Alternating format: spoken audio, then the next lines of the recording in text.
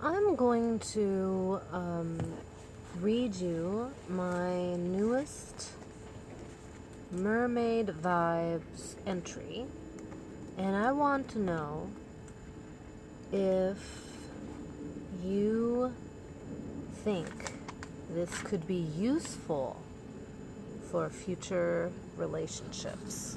Okay? Okay. Can you see this? No. Okay. This is the effect that I'm doing. I'm experimenting with it right now. It's fun. Okay? Because I'm like a floating face.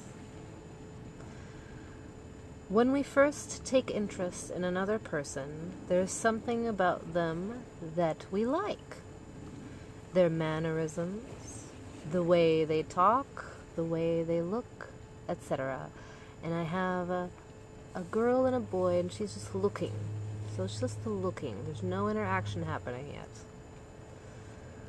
There's something about these features that reflect a part of you that is buried or hidden, perhaps. A different version of you.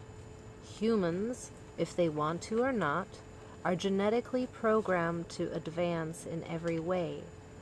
We are attracted to the next step of advancement. At least I am.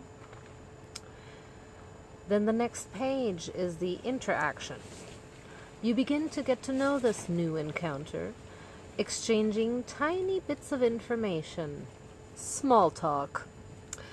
Testing the waters, seeing if this lesson is the right one. Next page. Then you fall in love. And you can only get to the next page when you complete this page. Okay? Then you get used to the relationship. Comfortable patterns. Predictable fights. This is a constant relationship.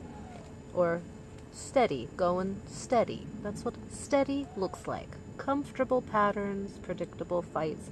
And I have the girl and the boy sitting on a couch on the opposite sides, just to make it a little bit dreary. But it doesn't have to be dreary. It can be very comfortable.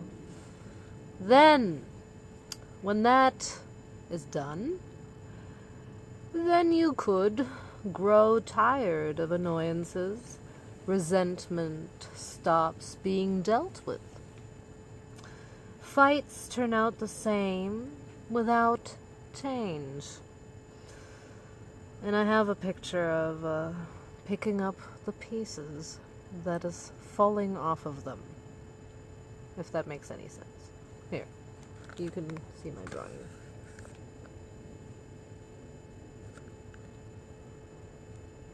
See? He's breaking, and she's picking it up. Annoying.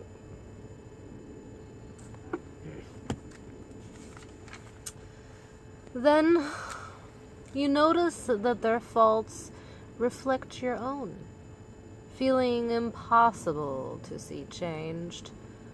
Anger at self, and if breakups occurs too early, the lesson has not been learned. Does that make sense? So, anger at self after you realize that the anger directed towards them is really anger directed towards self.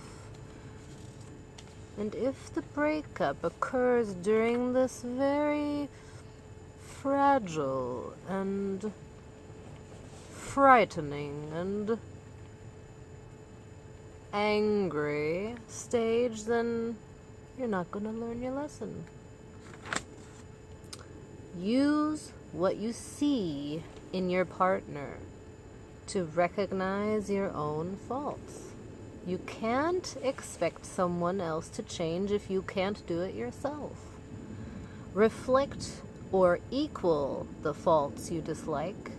It's easy to be blind to yourself. Ending in yourself. Again.